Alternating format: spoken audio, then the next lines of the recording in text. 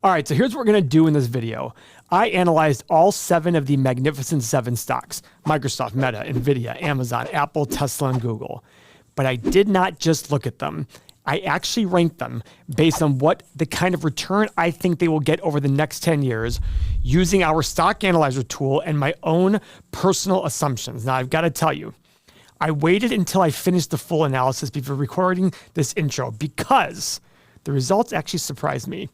2 of these stocks, based on my middle-of-the-road assumptions, are right around market-matching returns, which kind of surprised me. And if you believe my highest assumptions, they might actually be a solid opportunity. And of these 7 stocks, 1 really surprised me with a potential market-beating return. I was really quite surprised.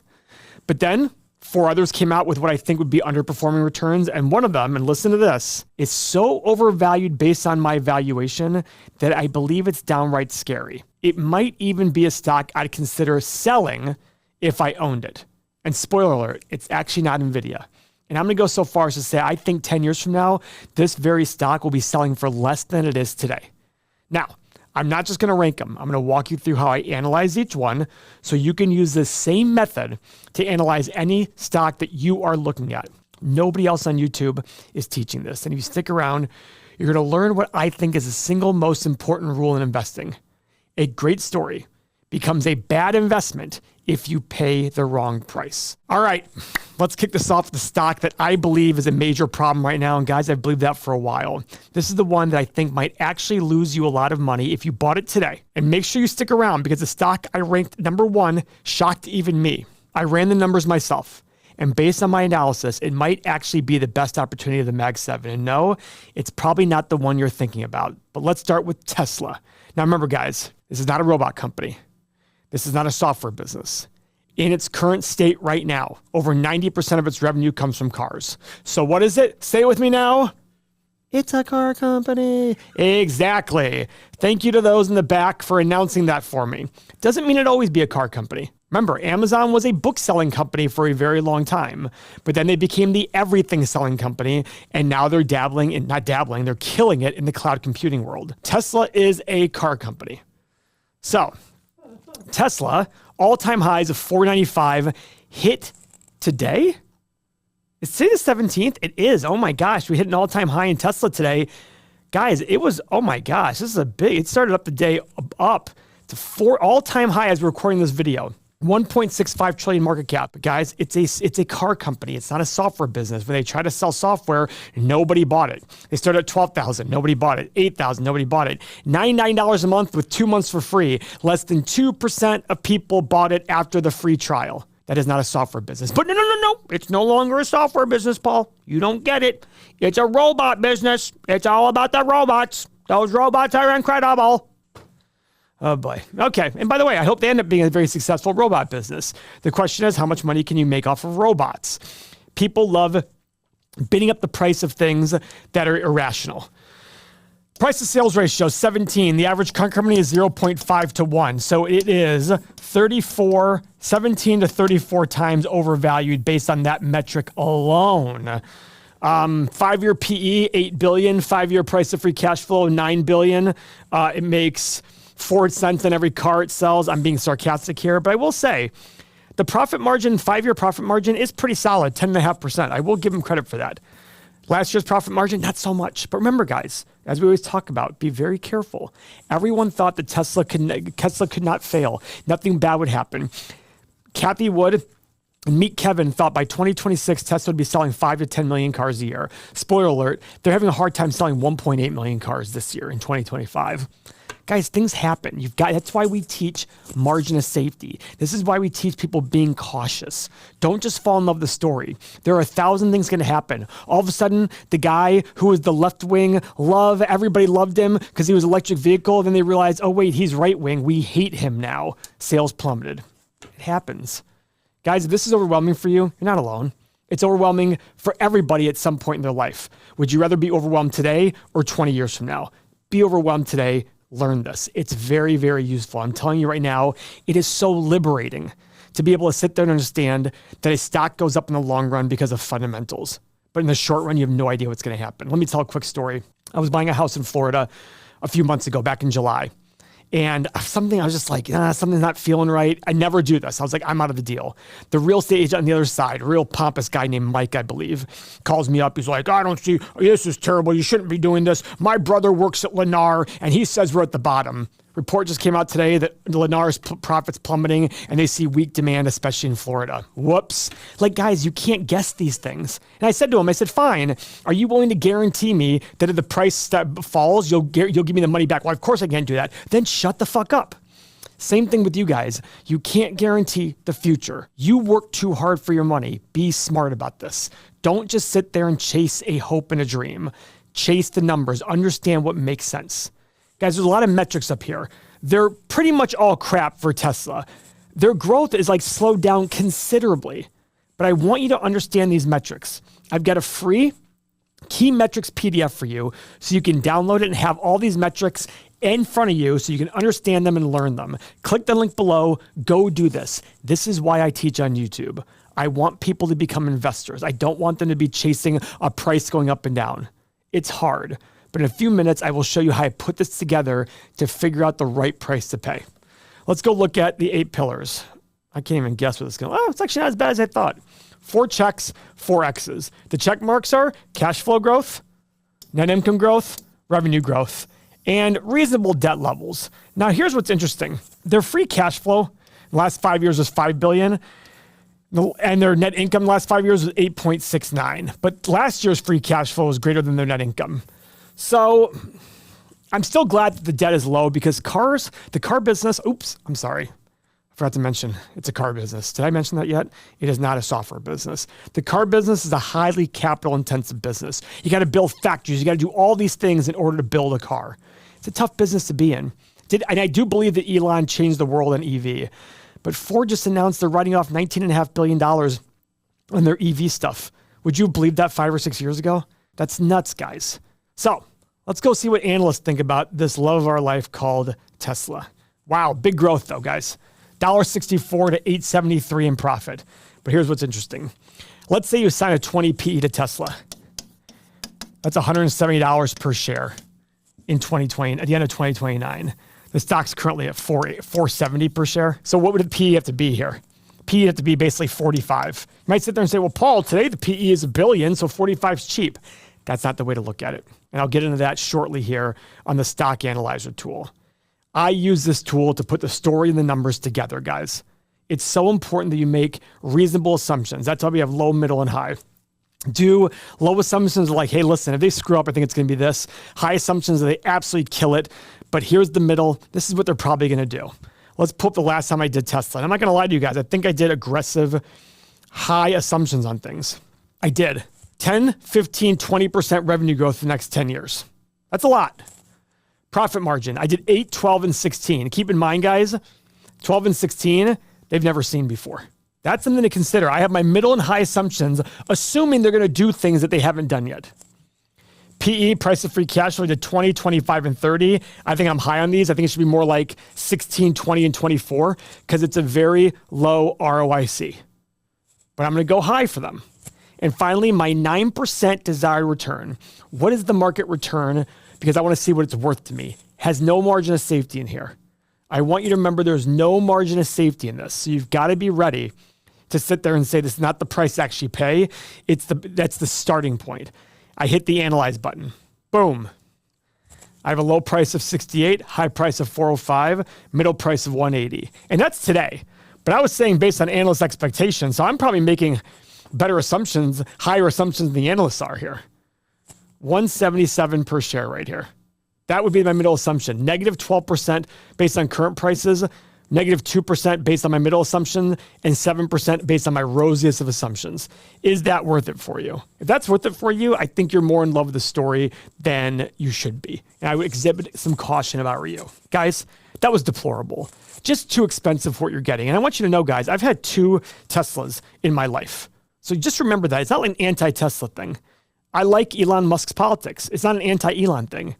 Here's what really bothers me. Most investors chase the story. They chase the hype from their friends, social media, the news, and that makes them buy at the wrong price. They're trying to pick winners that are really losers. Valuation is the easiest way to avoid losers. The best investors do the opposite. They analyze stocks through the lens of price versus value, and they eliminate the losers first. That's where price is above value. Guys, and don't forget, value isn't some concrete thing. Every company should sell for 15 times earnings. No, a fast-growing company should sell for a higher premium. A good company that gets high returns on capital should have a higher number than 15 times earnings, but a crappy company, lower. But people always think slow growth means value, fast growth means, no, there's always value investing. You're trying to buy something on sale. We celebrate when we save our hard-earned money from stocks like Tesla selling at these insane prices. That's what we're doing here when we analyze a stock. We're saving our money from being lost permanently. Now, guys, a couple things before we go. One, our title here is absolutely used to get you into the video to then teach you the right story. So when you're coming to this video, don't take the title literally. Second, you saw all red here. People would be like, red sucks. Actually, guys, I love seeing all red. You know what it tells me? Don't waste your time, Paul. Find a good stock. That's what I'm looking for. So when I see red, it's kind of like making a mistake. You made a mistake? Great. Now you know that doesn't work. Go do something else. This isn't working at this price. Add it to your watch list, move on, and find another company. Now, let's move one step up.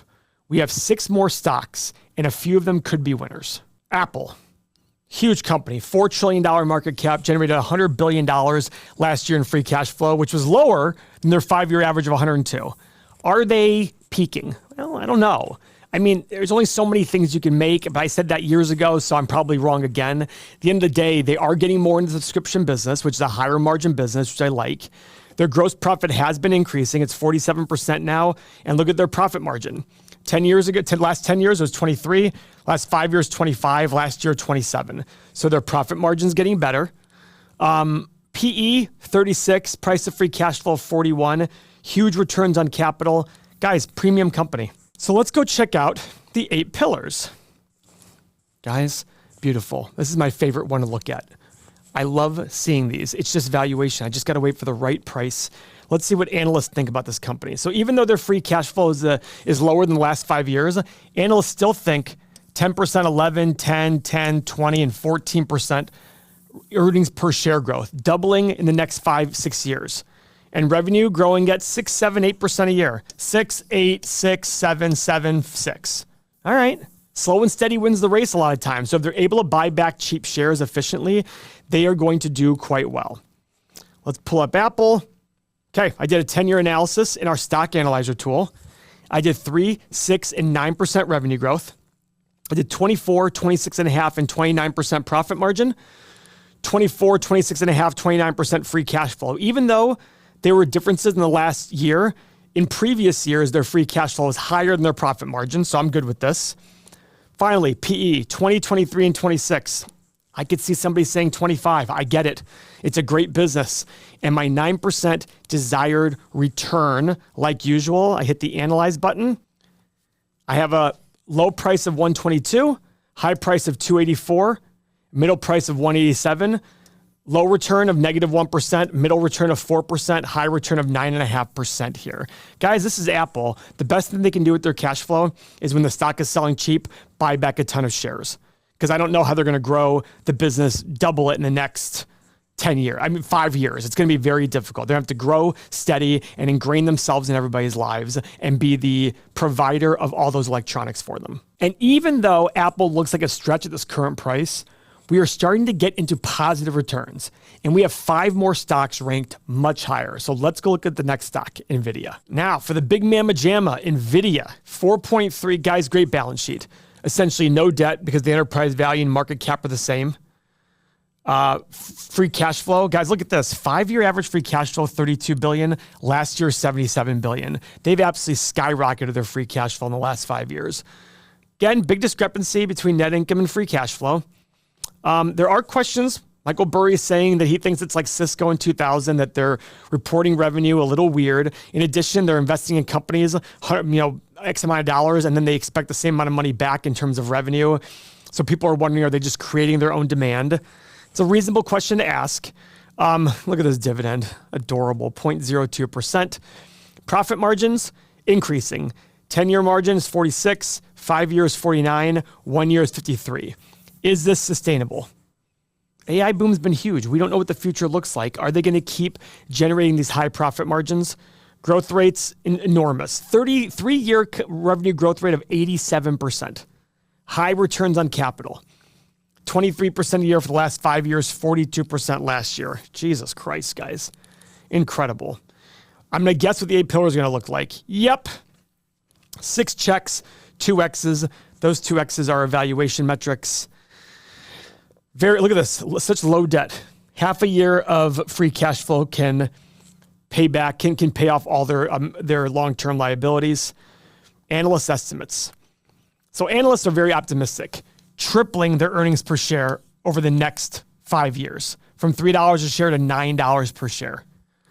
Wowzer.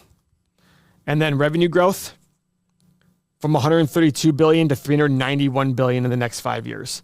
Guys, if they're right, this is huge. But again, look at it this way. At $9 per share, even if you give them 20 times earnings, that's $180 per share 5 years from now. The stock is currently at $171 a share. Not much juice for the squeeze. Now you might sit there and say, well, Paul, maybe it's 30 times. Okay, fine, 30 times. If you agree with that, it's still $270.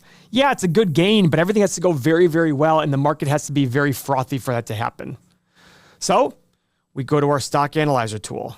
We look at Nvidia. We pull it up. Now, guys, I did very aggressive assumptions here, in my opinion. 10, 15, 25% revenue growth. Yes, I know. You're going to say, Paul, it's not very aggressive. This is a 10-year analysis when the AI boom has exploded. The question is there going to be a drop-off? Look at EVs. Just yesterday, Ford took a $19.5 billion write-down on its electric vehicles. If I told you that 6 years ago, you'd be like, no way that's going to happen. And they canceled the Ford Lightning, which was a massively hyped truck in electric vehicles. So remember, you still have to be cautious in your assumptions. Profit margin, 35, 40, and 50. PE, I did 18, 22, and 26, and my 9% desired return. I hit the analyze button. Boom. I have a low price of 78, high price of 463, middle price of 150. Very similar to Apple, negative 0.5%, 7.5% on the mid assumptions, 21% of the high assumptions. But keep in mind, I did give aggressive assumptions in my opinion. This is really interesting, and I could see multiple outcomes for Nvidia happening based on my assumptions. This is the stock most of you would have guessed to be the biggest opportunity of the Mag 7. And some of you that know me well might have thought this is the most overvalued of today's stocks. Now we still have 4 stocks ranked higher. Okay, so Microsoft, $3.5 trillion company, 3.72 enterprise value. That difference is their net debt, essentially. How much debt's in the company. Guys, they generated $78 billion last year in free cash flow. Now, they generated $105 billion in net income. That's a big difference. I don't like it when the free cash flow and the net income are that different. It is Microsoft. But you have to ask the question, why is it so different? Have they increased their capital expenditures a lot because of this AI boom? Let's go check that out real quick before we go further, because I want to see if that accounts, and they have. Guys, look at this. They've tripled in the last 5 years, the last 4 years, their capital expenditures from $23 billion to $69 billion. They are investing in the future. That is why their free cash flow is so much lower than their net income.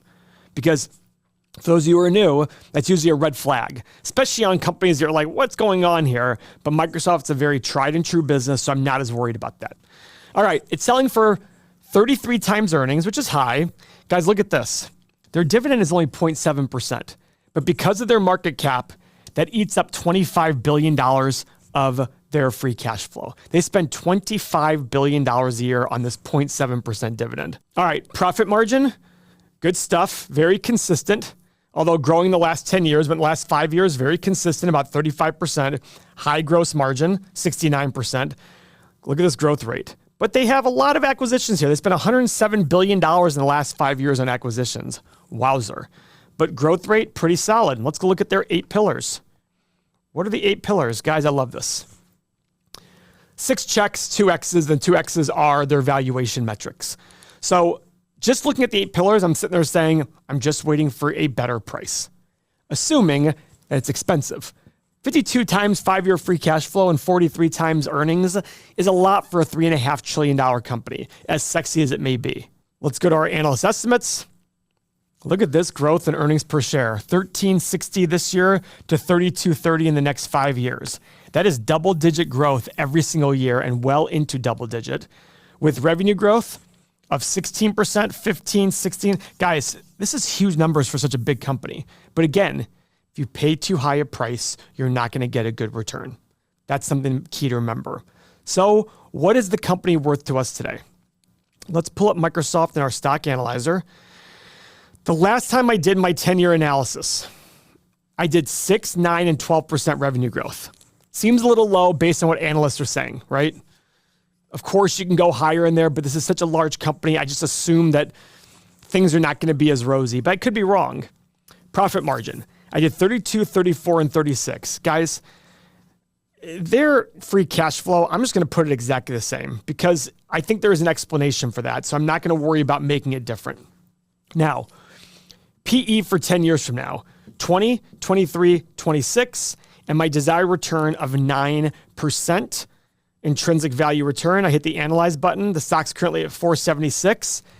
I have a low price of 290, high price of 630, middle price of 430. So guys, low 2.71%, high 12.5%, middle returns of 7.61%. Now, this one ranks a little bit higher than Nvidia, but it's still not a market matching return at this current price. But we're getting close to the top picks. And keep in mind, guys, I made much more reasonable assumption on Microsoft than Nvidia. I was stretching a bit on Nvidia. So this still feels, and if you told me 5 years from now, Microsoft's revenue was lower, I'd be shocked. If you told me 5 years from now, Nvidia's revenue is lower, I'd be like, okay, so AI hype fizzled a little bit and they came back to normal. That's a big difference. So even though the return potential is the same, you've got to wonder what's more likely. Microsoft growing its revenue in the next 5 years or Nvidia? I don't know, but it's all about protecting that downside. Look, guys, the truth is that most people are going to lose money with stocks because they don't have a plan. They buy the wrong companies or, and this is what's more common, they buy the right companies at the wrong price because of hype. They sell it completely the wrong time because of fear. I used to do the exact same thing for years, and it really felt like the market was rigged to take my money. That was until I learned how to invest the right way. This is exactly why we built Everything Money, to help regular people like you stop guessing and start investing with real confidence. You're going to get our stock analyzer, our tools, our courses that teach you step by step. You're finally going to see the stock market through the lens of success, not fear, through the lens of an investor, not a speculator. Try it for 7 days. You'll see. This isn't gambling. It's common sense. Guys, Amazon, $223 a share, $2.4 trillion company. Guys, their cash flow last year was $10.5 billion. They're selling for 228 times free cash flow. Ignore that. Their capital expenditures are through the roof insane because they're still trying to grow. Look at this net income. Now, still selling for 30 times earnings, but their net income was $76 billion on $700 billion in revenue. That's a bottom line margin of 11%, a record for them. 50% gross margin. Returns on capital getting better. Not where we need them to be, but they're getting better. Guys, this is a company that thinks about the future at all times. It's absolutely incredible. Let's look at these 8 pillars. Oof, ugly, ignore, don't even care. I can't believe their shares outstanding are up, though. That's kind of impressive to me. I guess with a lot of growth potential and not much cash flow, I guess that makes sense. And the reason being is if people love the stock, issue the shares, get the cash, go use it to grow. It could be a good option, but at the end of the day, you're doing that only if you think your stock is expensive. But I'm not focused on free cash flow here. I'm going to focus on net income on this company. So what are analyst estimates on this company? Not as huge as I would have thought, doubling their profit in the next 4 years. Guys, they have 50% gross margins. What that means is they should be able to really increase their profit as they grow their revenue with 50% margins. And AWS, their big company, is a high margin business, 80, 90% plus margins. They're growing their advertising business. There's a lot of positives there. And revenue growth, guys, they have them as a $1 trillion. I can't wait for the first company to hit $1 trillion in revenue. It very well probably will be Amazon. Just 10% growth a year, just solid growth. Really solid growth. So what is the stock worth to us today based on this information? So guys, I went a little more conservative like usual. I did 4, 8, and 12% revenue growth. Profit margin and free cash flow, I did 8, 12, and 16. keep in mind, these are all higher than anything that exists right here. So I'm giving them a little more benefit in the future. PE, 20, 23, and 26. This is the everything company. They deserve a premium. I'm going to go so far as to say this is probably a low PE for the company, and here's why. Warren Buffett talked about his Apple investment. He said, listen, if you ask somebody right now, give up your car, give up your phone for a year, they're giving up their car. And it makes sense. I look at it going, what would cause people to just give up Amazon? Guys, I'm addicted to it. I go to Amazon whenever I need anything. It's like Amazon done. It's shipped to me. It's awesome. That's a premium company. The question is how much of a premium? And finally, my 9% desired return. The stock's at 224. Hit the analyze button. I have 100 on the low side, 450 on the high side, 226 in the middle. Negative 1% here, 18.4% on the high side, 9.23% in the middle. Okay, now here's where things start to get a little more interesting. This stock could give you solid returns over the next 10 years. Not crushing the market, according to my assumptions, but if you're buying at the right price, it might be okay. Other thing to consider, this 9% is based on not being in the market over long periods of time. But I do think the next 10 years in the market are not going to be great. So maybe this could very well beat the market if the multiples end up being true and all my assumptions above end up being true. All right, guys. Now we have Google. The googly moogly, $3.6 trillion market cap, essentially the same enterprise value, therefore zero debt. It is rated as a hold in our community, generated $74 billion in free cash flow, but just like the other companies, $124 billion in net income. Big discrepancy. Let's go make sure the capital expenditures are increasing. And boy, are they ever. In 2020, they did $22 billion. Last year, they did $78 billion. It'll take a while, but hopefully these investments pay off, because if they do pay off for these companies, they're going to make a crap ton of money along the way. Let's see what else is going on with Google. Returns on capital, 15%. Growth rates, huge in terms of revenue, 11% a year for the last 3 years, 60% gross margin, increasing profit margin. Look at this, guys. 10-year average, 25%. 5-year average, 27.4%. 1 year, 32%. Is this a new plateau? That's going to really matter in our stock analyzer tool. Oh, they pay a dividend that eats up 0.27% dividend. That's pathetic. All right, 8 pillars. We love it. Love to see it. Guys, 6 checks, 2 X's. This is where we look at it and go, okay, we're just waiting for a cheaper price.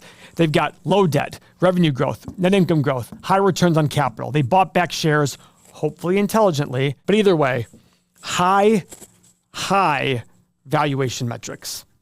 Let's see what the analysts think. Well, analysts think they're going to grow their profit from 1068 this year to 1775. That's growth of 5.5%, 15, 16, and 18.5%.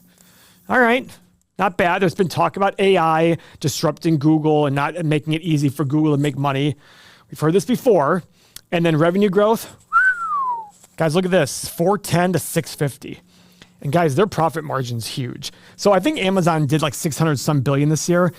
Google's going to do that in 4 or 5 years, but Google makes like 30 some percent of profit on that number. Amazon makes like 11, 12, 13%. Incredible. That company's absolutely incredible. So let's pull up the last time I did Google in our stock analyzer. We have increasing returns on capital, so top quality business, revenue growth. I did 5, 9, and 13% for the next 10 years. I did 25, 30, and 35% profit margin. So not as high as the 1 year number, but still good. I did a PE of 20, 23, and 26, and my 9% desired return. The stock is currently at 297. I hit the analyze button. Okay. I got a low price of 170, high price of 530, middle price of 300. 1.8% on the low side, 9.23 in the middle, 16.5 on the high side. Guys, my personal opinion is probably worth somewhere in between here. I don't know that for a fact, but based on my tend to be conservative assumptions, that is my opinion. But again, do your own analysis. It's really important for you to understand that one. This one came really close. If you had told me that this was your favorite stock in Mag 7, I wouldn't argue with you. I thought it might have been the best one, but there's one that beat it, and it honestly absolutely shocked me. Here it is, my number 1 pick. The stock that, based on my valuation assumptions, might actually beat the market over the next decade. And no, it's not the one everyone's hyping. Let me show you why this one stands out. Now, guys, Meta, my arch nemesis, I was buying Meta sub 200 all the way down to $88. I bought it on the lowest day it had in the last however many years. It is a $1.7 trillion business with basically the same amount of enterprise value, which means essentially no debt on hand. Generated $45 billion in free cash flow last year, $58 billion in net income. You guys all see it though. Everybody in the tech world is spending a ton of money in capital expenditures. We've got profit margin solidly at 30%. Actually, a little bit lower than the last 10 years. Look at this, guys. 82% gross margin. That's monstrous. Every dollar they bring in, 82 cents of that goes to the bottom line. Growth rates are huge. Revenue growth is still high. Let's go to they pay a dividend that eats up $5 billion of their free cash flow. 8 pillars. Guys, we'd love to see it. 6 checks, 2 X's. Are we just waiting for the right price here? Let's go to our analyst estimates to see what growth rate we have. Not as much as I would have thought. 11%, 15%, 1%, 9%, making about $40 per share. Now, guys, $40 per share in 4 years. Not as much as I would have thought, but look at this consistent revenue growth. 21%, 17, 15, 15, 12. Very solid. Guys, these guys have 3.5 or 3.9 billion people a month using their products. That's half the world. That is half the world uses their product every single month. So, of course, leads to the next question. What is the right price to pay for Meta? I did a 10-year analysis. I did 6, 9, and 12% revenue growth. I did profit margin and free cash flow margin of 30, 34, and 38. Because remember, they're spending a lot on capital expenditures. I think it'll even out. PE 10 years from now, I did 20, 23, and 26, and my 9% intrinsic value return. Hit the analyze button. Oh, interesting. 507 on the low side, 1250 on the high side, 800 in the middle. That's a 5.67% return on the low side, 11.5% in the middle, 17.5% on the high side. That's impressive numbers. Now, if you thought this breakdown was interesting, wait until you see what I did next. I handpicked 7 of my own stocks that I believe can beat these magnificent 7 stocks that I just analyzed over the next 10 years. And I'm going to be honest, even I was surprised by the results. You're going to want to see who made the list. So click the video on your screen right now. Check it out. Thank you for your time.